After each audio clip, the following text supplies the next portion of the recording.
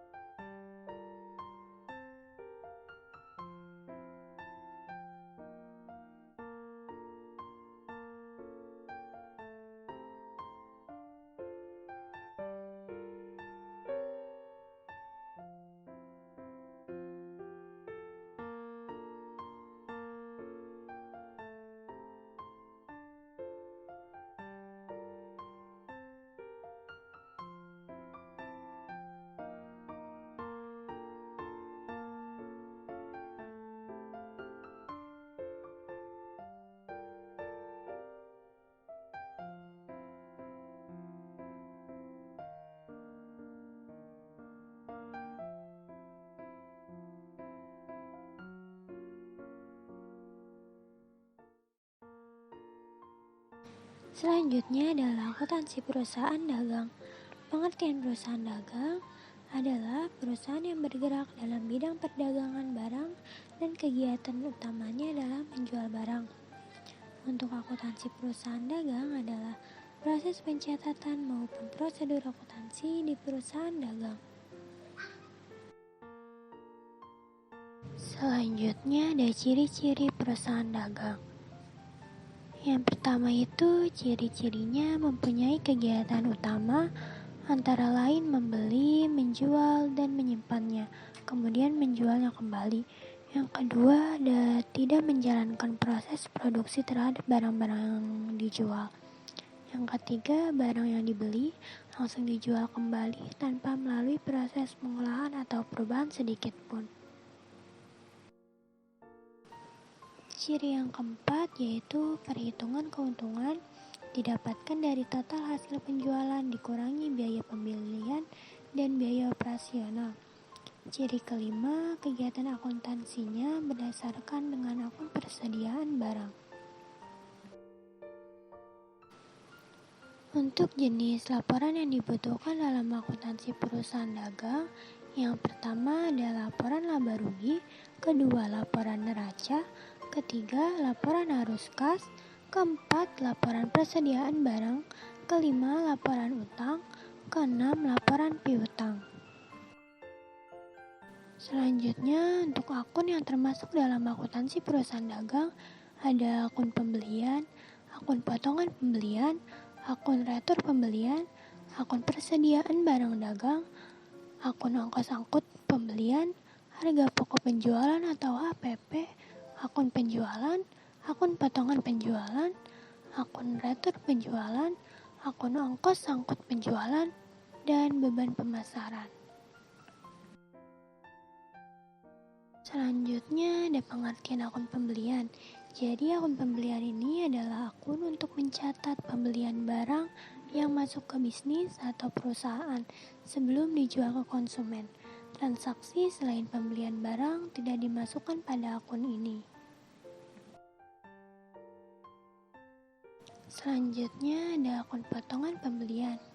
Akun potongan pembelian ini adalah akun yang dipakai untuk memberi potongan kepada pelanggan karena sudah melunasi secara tunai atau dalam rentang waktu yang diberikan. Untuk selanjutnya ada akun retur pembelian, yaitu akun perusahaan dagang ini muncul karena pengembalian barang yang sudah dibeli tetapi cacat atau tidak cocok dengan pesanan, serta penurunan tarif atas pengembalian barang. Selanjutnya ada akun persediaan barang dagang. Akun persediaan barang dagang ini digunakan untuk mencatat sejumlah inventaris barang dagang awal dan akhir untuk dijual kepada pelanggan. Selanjutnya ada akun ongkos angkut pembelian. Akun ongkos angkut pembelian itu dipakai untuk mencatat seluruh aktivitas pelunasan beban pengiriman barang yang dibeli. Untuk selanjutnya ada harga pokok penjualan atau pembelian atau HPP. HPP ini merupakan tarif utama dari barang yang sudah laris terjual selama termin atau jangka waktu tertentu. Atau bisa disebut akun harga pokok ini. Akun harga pokok penjualan ini adalah akun harga pokok yang akan dipakai untuk menentukan harga beli barang dan selanjutnya barang akan dijual pada suatu periode tertentu dan harga pokok penjualan ini dipengaruhi oleh harga pasar. Selanjutnya adalah akun penjualan. Akun penjualan adalah akun di mana akun ini menyimpan segala kegiatan atau transaksi penjualan barang dagang perusahaan kepada konsumen maupun perantara.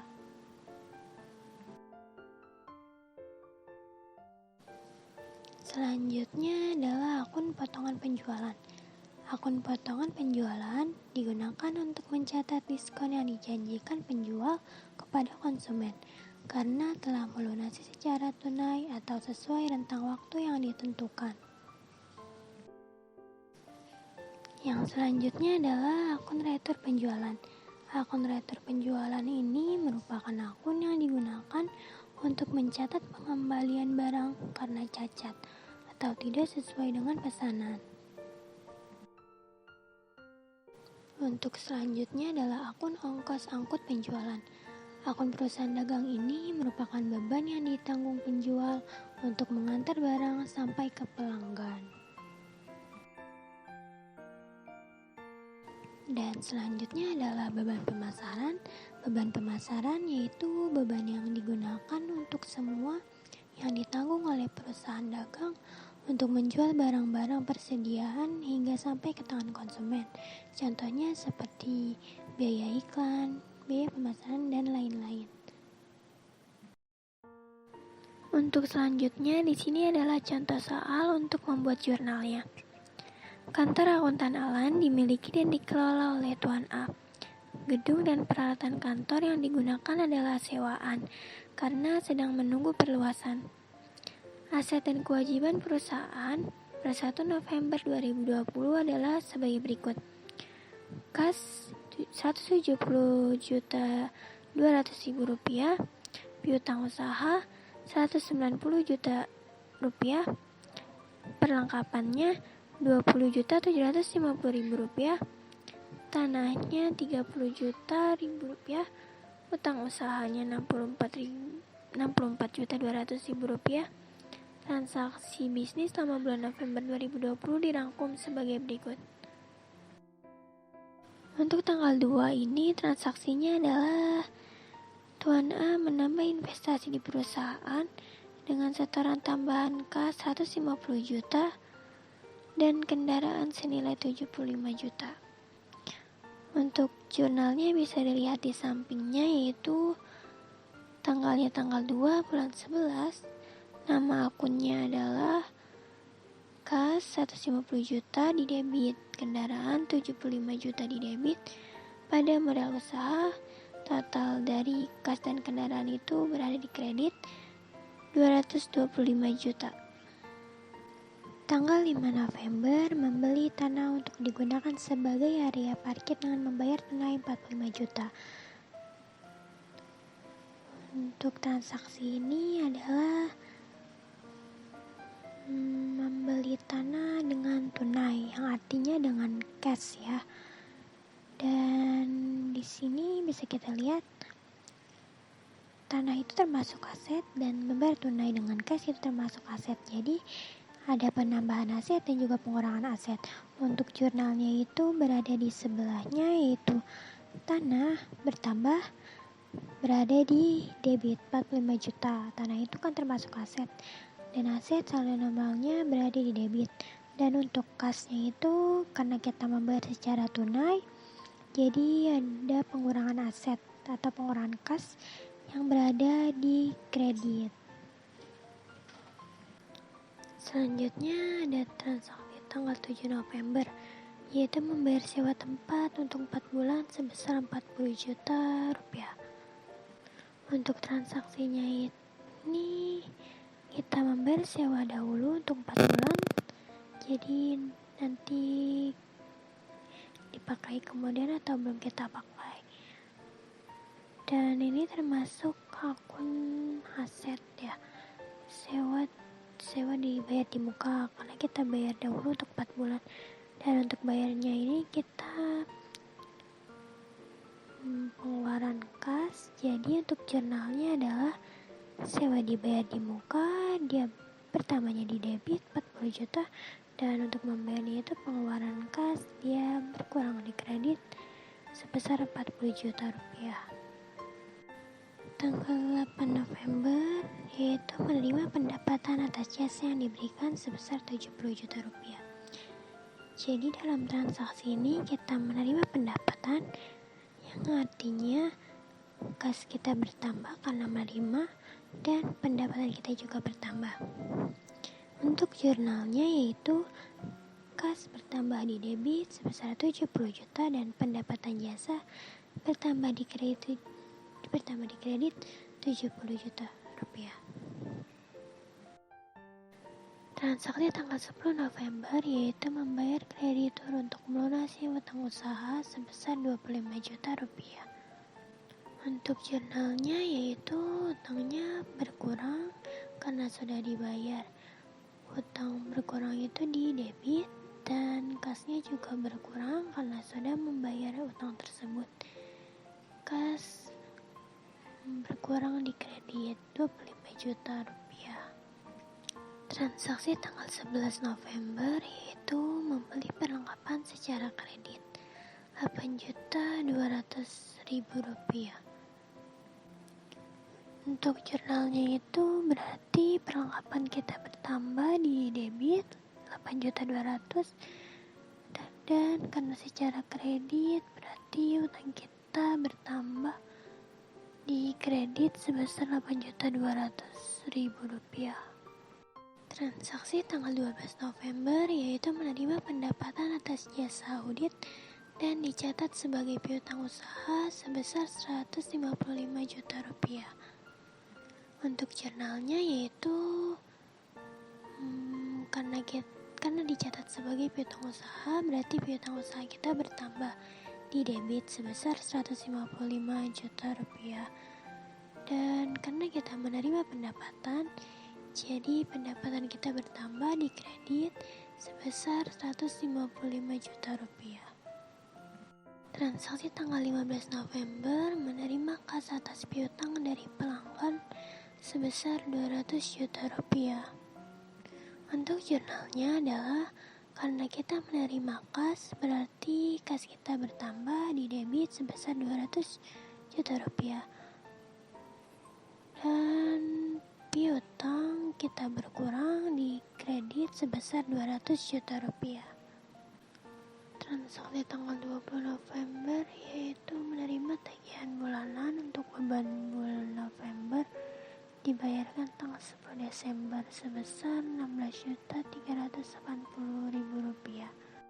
Untuk jurnalnya yaitu biaya tagihan bulanan bertambah di debit sebesar 16.380.000 dan karena dibayarkan tanggal 10 Desember berarti muncul utang atau utang kita bertambah di kredit sebesar 16.380.000 rupiah.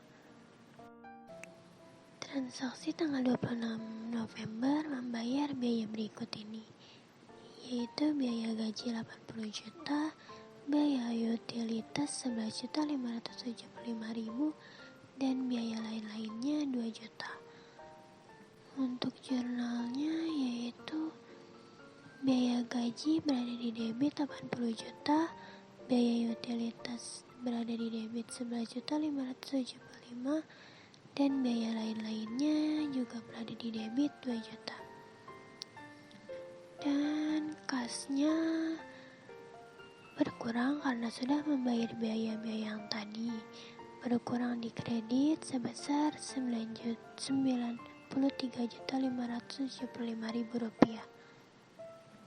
Jadi untuk totalnya adalah di debit dan kredit itu harus sama jumlah nominalnya, yaitu 878.155.000 rupiah.